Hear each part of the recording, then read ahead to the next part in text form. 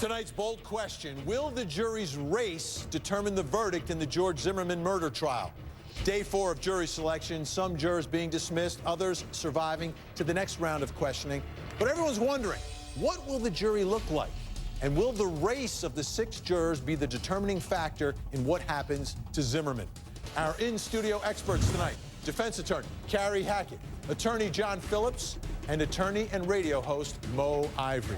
So this is what I want from my experts. One word to describe a sequestered juror. One word. Carrie Hackett. Uncontaminated. Carrie Hackett's up for the defense. Okay, Carrie, what did you see in one of the questionnaires that led you to strike? Well, Ryan, I was very concerned because one of the potential jurors here said that fundraising for the defense was sickening. And I quote, that Zimmerman went after Trayvon Martin with a vengeance in heart and a thirst for blood. Now, Ryan, I believe that this juror has already formed a very definite opinion about the guilt or innocence of my client. A couple of them are smiling. I wonder which one this is. The juror that you are going to strike is? Ryan, it's juror number 11. Juror number 11.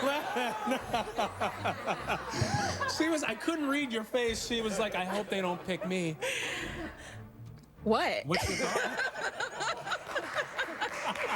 I mean... You're owning it, right? Yeah, I mean, that's exactly what I believe. I mean, I think that he went after the problem. I'm not saying that there was or was not a problem, but whatever it was, he went after it. And the second that he decided to go after it was the second he needs to take whatever comes to him as a consequence. All right, take the red X. You're going to wear it proudly.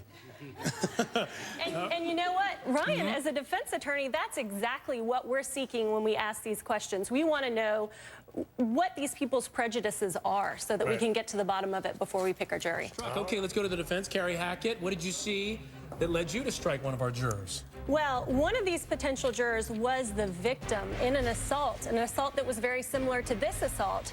And he said that he sympathized with the victim in this case, and that had the assault that he had been involved with involved a gun, he might have met the same fate as Trayvon Martin. I think that sympathy and the prejudice against a gun-carrying individual is just too great to be able to be unbiased. And who was that juror? That was juror number 5. Juror number 5 is looking the other way. He's like, me? Whoa, wait. Hey, I got to give you this. I'm sorry. In the beginning of the show, when we talked about strikes, you kind of looked at me like, I'm not going to be somebody who's getting struck. Oh, no. But they struck you. First of all, I think this is completely outrageous. No, I'm just kidding. Yeah, like I said, I was in a similar type scuffle or whatnot, and luckily, you know, I can hold my own, so I took the big guy down. But what happened to when neighborhood watch was neighborhood watch? You watch out the window and then you call the police, not neighborhood kill. You go after the guy with a vengeance. So, I mean, I think that he's guilty as well, but, you know, it is what it is, and I'm ex, so...